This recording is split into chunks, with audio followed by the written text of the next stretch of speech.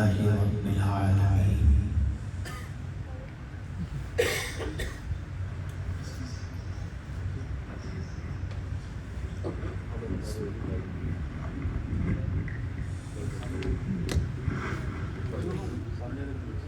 والعاقبة للمتقين والصلاة والسلام على سيد الأنبياء والمرسلين وعلى آله وأصحابه الطيبين الطاهرين أما بعد فأعوذ بالله من الشيطان الرجيم بسم الله الرحمن الرحيم وما أرسلنا من رسول إلا ليطاع بإذن الله صدق الله العظيم قابل قدر حضرت علامہ مفتی ساجد حسین قادری صاحب، محب گرامی جناب حبیب صاحب، حاضرین حاضرات ناظرین، السلام علیکم ورحمۃ اللہ وبرکاتہ۔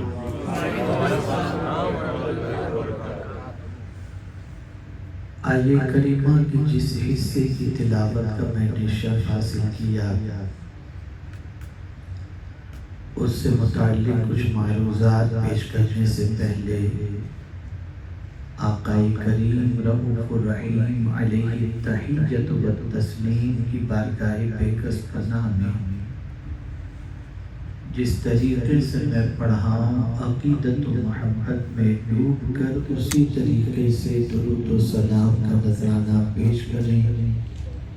الصلاۃ والسلام علیک یا رسول اللہ،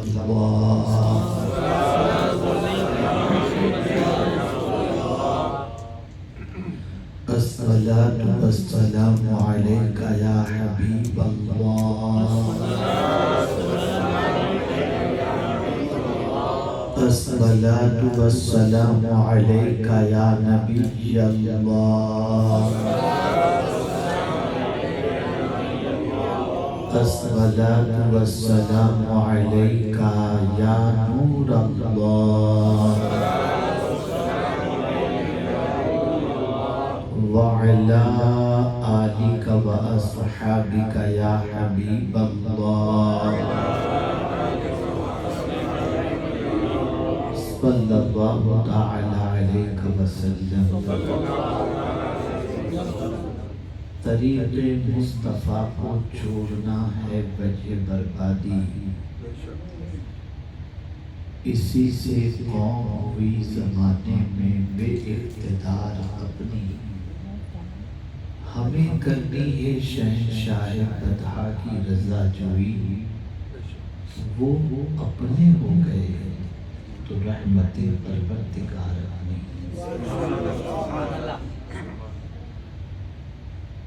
ہم اور آپ اس وقت غوثیہ اسلامک سینٹر میں محفل میلاد میں حاضر ہیں،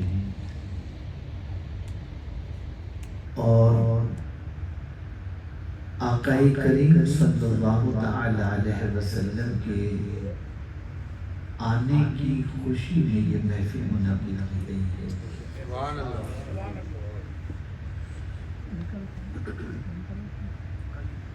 ہم اس وقت جس دور سے گزر رہے ہیں وہ رسموں کا دور ہے،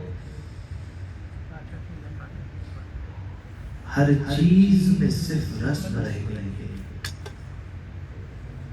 نماز رسمی طور پر ادا کرتے ہیں، روزے رسمی طور پر، حج رسمی طور پر، زکوٰۃ رسمی طور پر، الا ماشاءاللہ تو یہ محفلیں بھی الا ماشاءاللہ ایک رسم کے طور پر رکھی جا رہی ہے۔ آپ کہیں کہ حضرت آپ کسی کی نیت پر حملہ کر رہے ہیں، میں نیت پر حملہ نہیں کر رہا، منعقد کرنے والے کی نیت اچھی ہوگی، لیکن بہت سارے لوگ ایسے ہوتے ہیں جو سوائے فارمولیٹی کی اور کوئی چیز نہیں کرتے، لیکن اللہ تعالیٰ ذکر رسول کا صدقہ تو عطا کر ہی دیتا ہے۔ لیکن آج میں آپ کو رسم سے نکال کر روح کی طرف لے جاتا ہوں۔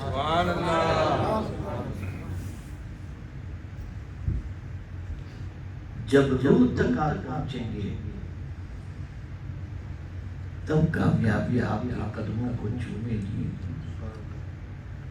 مثال کے طور پر نماز پڑھنے کے بعد بھی ہماری زندگی گناہ سے رکتی بھی کیوں نظر نہیں آتی؟ اس لیے کہ ایک رسم تو ادا کر رہے ہیں، روح سے معافی چاہیے۔ ورنہ نماز کا کام تو گناہوں سے روکنا ہے، ان الصلاۃ تنہی عن الفحشاء والمنکر، کہ بے شک نماز بے حیائی اور بری باتوں سے روکتی ہے۔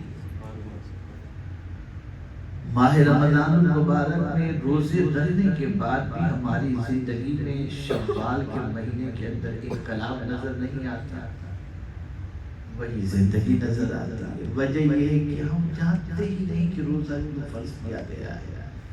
ہمارے یہاں تو یہ سوال ہوتا ہے کہ افطار میں دسترخوان پہ کیا کیا لگتا ہے، کیا کھانا چاہیے۔ حج کر کے آنے کے بعد بھی زندگی میں وہ تبدیلی نظر نہیں آتی۔ پہلے ایسا تھا کسی دیہات سے کوئی بوڑھا حج کے لیے چلا جائے اور حج کر کے آئے تو گاؤں میں اگر کوئی مسئلہ درپیش ہوتا ہے، اختلاف ہوتا تو کہتے چھوڑو سب، جو حاجی صاحب کہتے ہیں کہ وہ فیصلہ منظور ہے۔ اب تو حج کے نام پہ بھی لوگ پیسے کھا جاتے ہیں، یہ حال ہو رہا ہے۔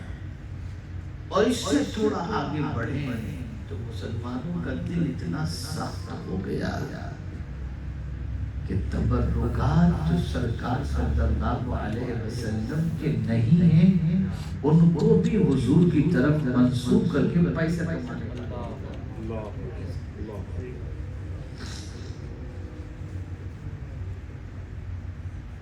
میں تھوڑا آج رسم سے نکالوں گا، تھوڑی سوچ بنانے کی کوشش کریں، اور وہ اپنی طرف سے نہیں، قرآن اور جب یہ چیز ہمارے پیش نظر ہوگی تو ہماری زندگی میں ہمیں کامیابیاں تلاش کرنے کی ضرورت نہیں پڑے گی، کامیابیاں خود ہمیں تلاش کریں، بلکہ رحم و کرم کی بھیک بھی اللہ سے مانگنے کی ضرورت نہیں پڑے گی۔ جب وہ روح ہمارے اندر پیدا ہو جائے گی تو جہاں سے گزریں گے اللہ کی رحمت ہمارے پر سایہ فرمائے۔ اب آئیے تھوڑا سا سمجھاؤں کیوں اللہ نے رسول کو بھیجا، بس اسے سمجھو تاکہ رسم سے نکل کر روح کی طرف آ سکے۔ جس طریقے سے نماز فرض کی گئی تاکہ اس کی وجہ سے تم بے حیائی سے بچو، ایسے ہی رسول کو بھیجا گیا ہے تو اس کا بھی مقصد ہے، کیوں بھیجا گیا ہے۔ تو قرآن کہتا ہے وَمَا أَرْسَلْنَا مِن رَسُولٍ، اللہ فرماتا ہے ہم نے کسی رسول کو نہیں بھیجا إِلَّا لِيُطَاعَ بِإِذْنِ اللَّهِ، مگر اس لیے کہ اللہ کے حکم سے ان کی بات مانی جائے۔ رسول کو بھیجنے کا مقصد یہ ہے کہ ان کی اطاعت کی جائے، ان کی بات مانی جائے، ان کی فرما برداری کی جائے۔ قرآن مقدس میں انسانوں میں بہت سارے زمرے ہیں، جن کی اطاعت کا حکم اللہ نے دیا ہے، جیسے ماں باپ،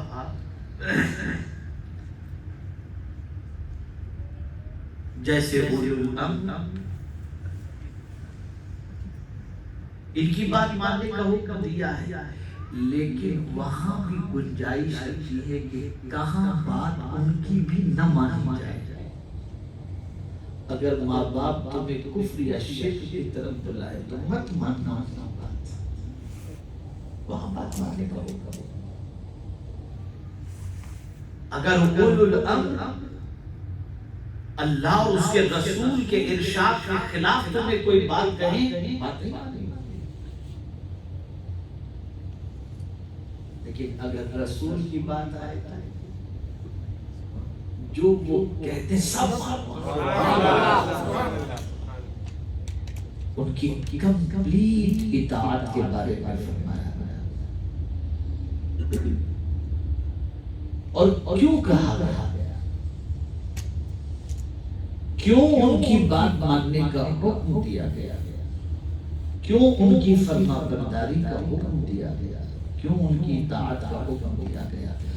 اس لیے کہ دنیا کے کسی انسان کو، یہاں تک کہ صحابہ کو بھی آپ معصوم نہیں کہہ سکتے۔ معصوم کے معنی یہ ہوتا ہے جن سے کبھی گناہ ہو ہی نہیں سکتا۔ یہ اور بات ہے کہ اللہ اپنے نیک بندوں کو گناہوں سے محفوظ رکھتا ہے، لیکن معصوم آپ انہیں نہیں کہہ سکتے۔ اگر معصوم کوئی ذات ہے انسانوں میں تو انبیاء اور رسل کی ذات۔ تو جب وہ گناہوں سے پاک ہیں، گناہوں سے بچے ہوئے ہیں، گناہوں سے اللہ نے ان کو بچائے رکھا ہے، انہیں معصوم رکھا ہے، تو اب ان کی اطاعت تمہارے لیے لازم ہے۔ جب وہ کوئی بات کہتے ہیں تو ان کی بات مانو، فرما برداری کرو۔ ماننے کے بھی کچھ انداز ہوتے ہیں، دنیا میں انسان مانتا ہے کسی کی بات، اطاعت کرتا ہے، اور ماں باپ سے زیادہ اطاعت کرتا ہے۔ آپ کہیں گے بڑی عجیب بات کریں، جی صاحب کورونا کے پیریڈ میں حکومت نے کہہ دیا تھا ڈسٹینس مینٹین کرو، مالی بات، ماسک پہنو، مالی بھی بات، ساری باتیں انسان مانتا ہے، لیکن کیوں مانتا ہے؟ توجہ جاؤ، کیا دل سے مانتا ہے؟ نہیں، ڈر سے مانتا ہے۔ کس لیے مانتا ہے؟ ڈر سے مانتا ہے، فائن، سزا، یہ وجہ ہوتی ہے۔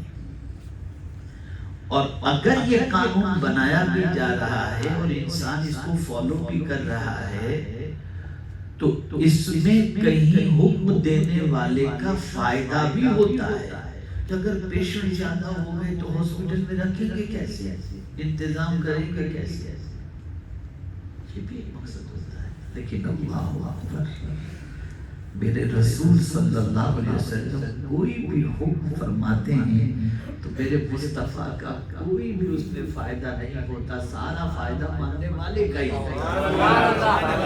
نعرہ تکبیر، اللہ اکبر، نعرہ رسالت، یا رسول اللہ، سارا فائدہ ماننے والے کا ہوتا ہے۔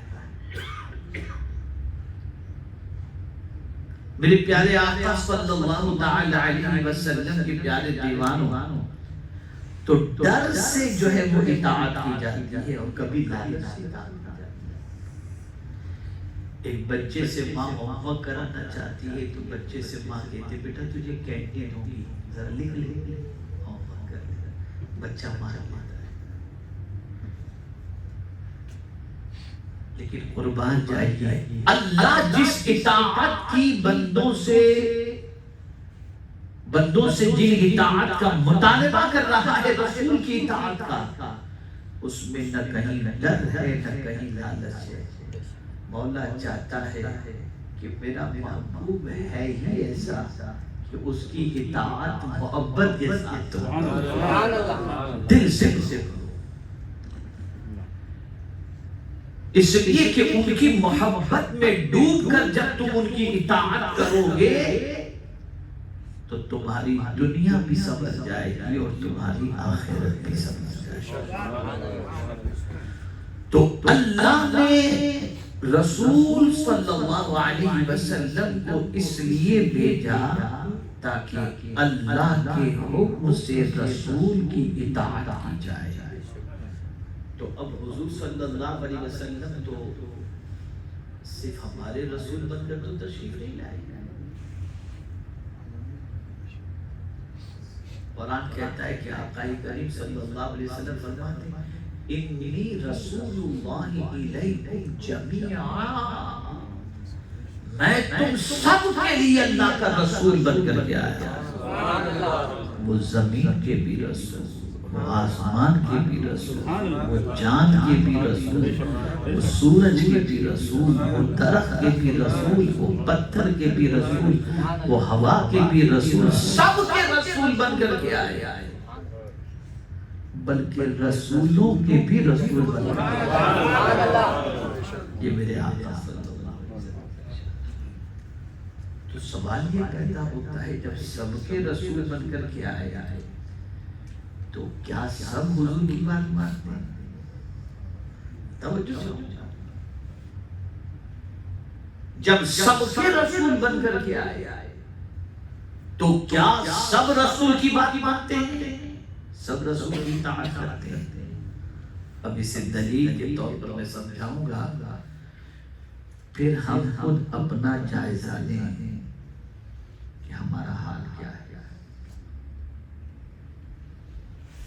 میرے پیارے آقا صلی اللہ تعالی علیہ وسلم کی پیاری تلوار، آئیے اس طرف آپ کی توجہ کو لے جانے سے پہلے ایک سوال آپ کے سامنے رکھتا ہوں۔ علماء تشریف فرمائیں، احادیث کے پورے ذخیرے کو اٹھا کر کے دیکھ لو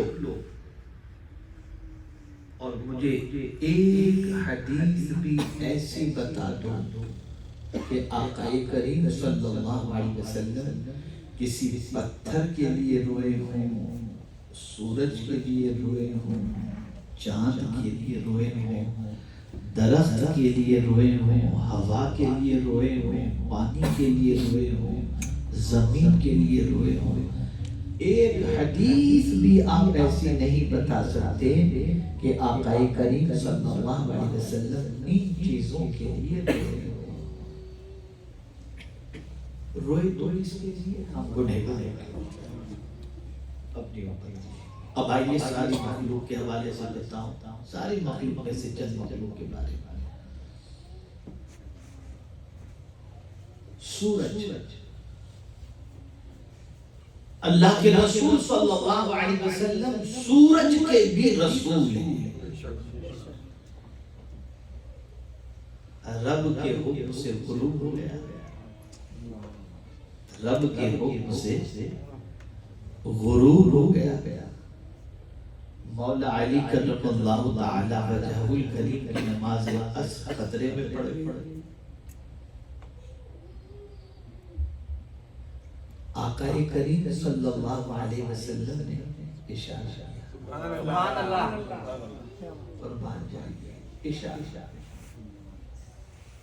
تو سورج یہ نہیں کہتا کہ رب نے ڈبا دیا، تمہاری بات کیسے مانوں؟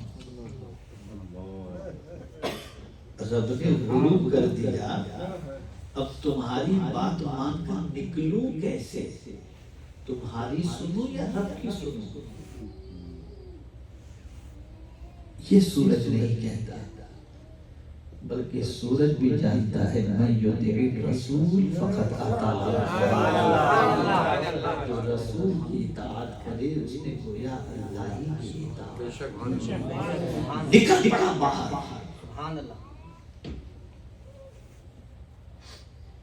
اور بتا دیا کہ میرے نبی کا اشارہ بھی میں سمجھتا ہوں. حکم تو بہت دور کی بات، اشارہ بھی میں سمجھتا ہوں. نادانوں، ہم تو سورج سے بھی گئے گزرے ہیں. جس کو اللہ نے ہماری خدمت کے لیے پیدا کیا، وہ سورج ہو کر نبی کا اشارہ بھی مان لیتا ہے، اور ہم امتی ہو کر نبی کی بات ماننے کے لیے تیار نہیں.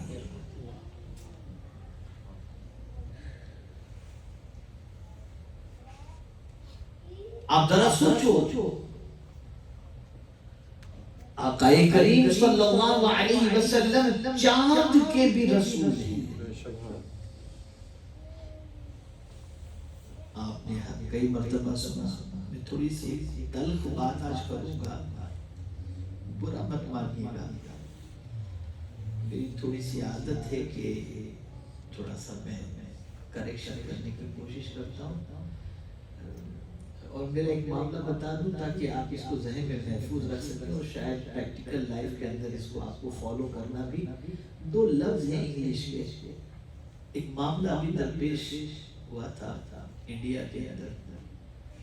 ایک صاحب غلطیوں پر غلطیاں کر رہے تھے، تو کسی نے کہا یار ابھی پوری چیک کرو، خطاب نکال. تو میں نے کہا میری ڈکشنری میں ایک لفظ کی جگہ پر دوسرا لفظ ہے. وہ کیا ہے؟ میں نے کہا میرے یہاں ریجیکشن نہیں ہے، کریکشن. سبحان اللہ. نعرہ تکبیر، اللہ اکبر. نعرہ رسالت، یا رسول اللہ. ریجیکشن نہیں، کریکشن. کریکشن کرو، کوشش کرو سدھارنے کی. تو میری کسی بات سے آپ یہ نہ سمجھیں کہ میں آپ کو ریجیکٹ کر رہا ہوں، میں کریکٹ کرنے کی کوشش کر رہا ہوں. اب آپ دیکھیں، کوئی آپ کو اگر اللہ خوبصورت بیوی عطا فرما دے، ماشاءاللہ اس کا چہرہ چمکتا ہوتا ہے، کہ تو چودھری کے چاند جیسی چمکتی ہے، تیرا چہرہ تو اتنا اچھا ہے. کہتے ہیں تعریف ہے. تو جب کسی کا چہرہ بہت خوبصورت نظر آئے تو اس کی مثال 14ویں کے چاند سے دیتا ہوا انسان نظر آتا ہے. بڑے بڑے شاعروں نے حسن کی تعریف کی تو تمثیل 14ویں کے چاند سے انہوں نے پیش کی. پتہ چلا چاند بڑا خوبصورت ہے، اور 14ویں کا چاند تو بہت خوبصورت ہے. ٹھیک ہے، لیکن اللہ اکبر، آنے والا آتا ہے حضور کی بارگاہ میں. میں آپ کو نبی اس وقت مانوں گا جب آپ چاند کے 2 ٹکڑے کرو. ذرا سوچیے چاند کہاں، کتنے ڈسٹینس پر، اور رسول اعظم صلی اللہ علیہ وسلم زمین پر، چاند کہاں. آقا کریم صلی اللہ علیہ وسلم نے اشارہ کیا، چاند کے 2 ٹکڑے ہو گئے. توجہ چاہوں گا جو کریکشن کی بات کر رہا ہوں. چاند یہ نہیں کہتا کہ میری مثالیں خوبصورتی کے لیے پیش کی جاتی ہیں، 2 ٹکڑے ہو جاؤں گا تو خوبصورتی ختم ہو جائے گی. چاند یہ نہیں کہتا. چاند تو یہ جانتا ہے خوبصورتی تو حضور کے فرمان پر عمل کرنے میں. آج ہمارا یوتھ داڑھی رکھنے میں، خواتین پردہ کرنے میں سمجھتی ہیں کہ ہماری خوبصورتی خراب ہو جائے گی. ارے نادانوں، خوبصورتی تو مصطفیٰ کی اطاعت میں موجود ہے، ان کی فرما برداری میں موجود ہے. اگر اس کو سمجھنا ہے تو چاند سے سمجھو. چاند اشارہ کیا، چاند کا سینہ شک کر دیا. اور آپ جس ملک میں یعنی امریکہ میں رہتے ہیں، شکاگو میں رہتے ہیں، تو یہاں تو مجھے یاد ہے کہ میں جب کینیڈا گیا تھا تو جہاں میرا قیام تھا وہاں اس گھر کی بچی جو ہے اگلے دن پاکستان جا رہی تھی. تو میری کوشش ہوتی ہے جہاں رہتا ہوں وہاں تھوڑی سی کچھ بیٹھے ہوں تو گھر والوں کے ساتھ اچھی باتیں تھوڑی سی ہو جائیں. پہلے کر لیا کرتا تھا، تھکا ماندہ رہتا ہوں تو کبھی سو جاتا ہوں زیادہ، ایسا چلتا رہتا ہے. تو اس زمانے کی بات بتا رہے ہیں، بہت زیادہ دور کی بات نہیں، 10-15 سال پہلے کی کم و بیش بات. تو بچی اگلے دن پاکستان جا رہی تھی، اس سے کہنے لگی حضور میں جا رہی، میرے لیے کچھ آپ مجھے کچھ نصیحت فرمائیں. میں نے کہا دیکھو بیٹا ایسا ہے کہ امریکہ، کینیڈا، انگلینڈ، وہاں سے کوئی مسلمان جب اپنی کنٹری میں جاتا ہے نا، کوئی انڈیا گیا، کوئی بنگلہ دیش گیا، کوئی پاکستان گیا، اور وہاں جا کر وہ اگر کہہ دے نا میں روزانہ آسمان کو ہاتھ لگا کر آتا، تو لوگ مانتے ہیں کہ ہاں یہ ہو سکتا ہے. ماڈرن ٹیکنالوجی کے اندر یہ بہت ترقی یافتہ ملک. اور ٹو بی فرینکلی میں بتا رہا ہوں، یہاں جو لوگ 2 سال 3 سال 4 سال 5 سال کے بعد جب اپنی کنٹری میں جاتے ہیں تو اتنی دعوتیں ہوتی ہیں کہ فرصت نہیں ہوتی. ارے امریکہ سے آیا ہے، ارے انگلینڈ سے آیا ہے، ارے کینیڈا سے آیا ہے، حسرت بھری نگاہوں سے دیکھتے ہیں کہ جنت سے آیا ہے. یہ سچویشن ہوتی ہے. یہ مینٹلی میں نے کہا بیٹا دیکھو ایسا ہے، اور یہاں کے حوالے سے ایک سوچ بھی، کیا انجوائے کرتے ہوں گے وہاں پر، کیا مستی کرتے ہوں گے، کیا آزادی کی زندگی ہوگی، کیا گناہوں میں ڈوب رہے ہوں گے، کیا عیش موج کی زندگی ہوگی، گندگی ہی گندگی ہوگی وہاں. یہ ایک سوچ. تو میں نے کہا بیٹے میں تم کو ایک نصیحت کر دیتا ہوں، مجھے خوشی ہے کہ تم 5 وقتہ نماز کی پابند ہو. یہاں سے جب تم جاؤ نا تو پہلا کام تم کو یہ کرنا ہے کہ گھر والوں میں جو نماز نہ پڑھتا ہو اس سے کہنا کہ آپ نماز نہیں پڑھتے. تو وہ سوچنے پر مجبور ہوں گے کہ کینیڈا سے آئے گی بچی ہم کو نماز کی بات کر رہی ہے. اور پھر جب تم نماز کا فائدہ بتاؤ گے نا تو تمہارے کہنے پر وہ نماز کے عادی بن جائیں گے. اس لیے کہ تم ماڈرن ٹیکنالوجی کے اندر ترقی یافتہ ملک سے جا کر کے تم نماز کی بات کر رہی ہو، تمہاری نماز کی بات افیکٹو ہوگی اور گھر والے نمازی بن جائیں گے. اور میرا خود کا اپنا تجربہ ہے، ہمارے بہت سارے مبلغین جو UK کے اندر تحریک کا کام کرتے ہیں اور زیادہ تر بروز ضلع اور ادھر کے گجرات کے ہیں، وہ جب انگلینڈ میں ان کی زندگی بدلی، UK آئے تھے تب بالکل دوسری خلیے کے اندر تھے، اور بعد میں جب اپنی کنٹری پہنچے اور لوگوں نے ان کے چہرے کو دیکھا تو دیکھنے کے بعد ان کی دعوت کو قبول بھی کی اور ان کے ساتھ مل کر مسجد کو آباد کرنے کا جذبہ بھی پیدا کیا.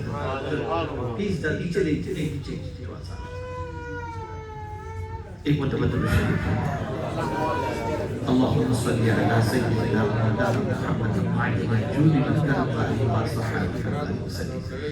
عرض کرنے کا منشا یہ ہے کہ آپ تو جانتے ہیں اب تو چاند پر زمینیں بیچی جا رہی ہیں، کسی کو گھر بنانا ہو تو کتنا پلاٹ چاہیے، سب ہو رہا ہے. سب دیکھ رہے ہیں آپ، اس میں کوئی ایسی چیز نہیں کہ جو چھپی ہوئی ہو. آپ چاند کو دیکھیں، اتنا خوبصورت چاند. میرے نبی کے اشارے پر سینہ چیر کے رکھ دیا. اور آج بھی ناسا کے لوگ یہ کہتے ہیں کہ ہم نے چاند کے اندر دراڑ دیکھی ہے، یہ مصطفیٰ کے معجزے کی صدا.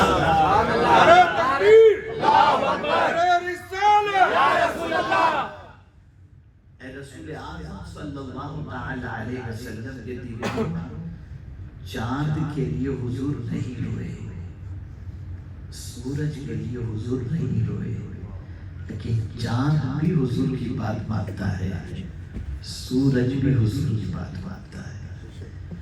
ایک شخص حاضر ہوا اور میرے آقا صلی اللہ علیہ وسلم سے کہنے لگا آپ کی دعوت کو میں قبول کر لوں گا، کنڈیشن یہ ہے وہ جو درخت وہاں پر نظر آ رہا ہے اس کو بلا کر اپنے پاس لے آئیے، وہ آ جائے گا میں مسلمان ہو جاؤں گا. میرے آقا صلی اللہ علیہ وسلم نے فرمایا جا اور جا کر درخت سے کہتے تجھے محمد الرسول اللہ نے بلایا. جب وہ جانتا ہے اور درخت سے کہتا ہے درخت جڑ سے نکلتا ہے اور جھومتا ہوا میرے حضور کی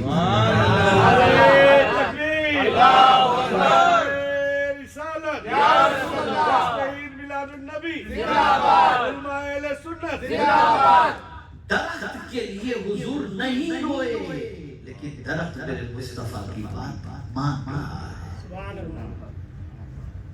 کتکریاں ہاتھوں میں ہے مٹھی میں ہے. پوچھا جاتا ہے اس میں کیا ہے؟ آقا فرماتے ہیں میں بتا دوں یا تیری مٹھی میں جو ہے وہ بتا دے کہ میں کہا گیا اگر مٹھی میں جو ہے وہ بتا دے تو کیا کہنا؟ کہا کان سے لگا حکم دیا بتاؤ میں کون ہوں. کنکریوں نے کلمہ پڑھنا شروع کیا. پتھر بھی حضور کی بات مان رہے ہیں. کنکریاں جبل احد پتھروں کا پہاڑ. آقا کریم صلی اللہ علیہ وسلم جب اس پہاڑ پر تشریف رکھتے ہیں تو جھومنے لگتا ہے. آقا کریم صلی اللہ علیہ وسلم کے ساتھ صدیق و عمر و عثمان رضی اللہ تعالی عنہ موجود تھے.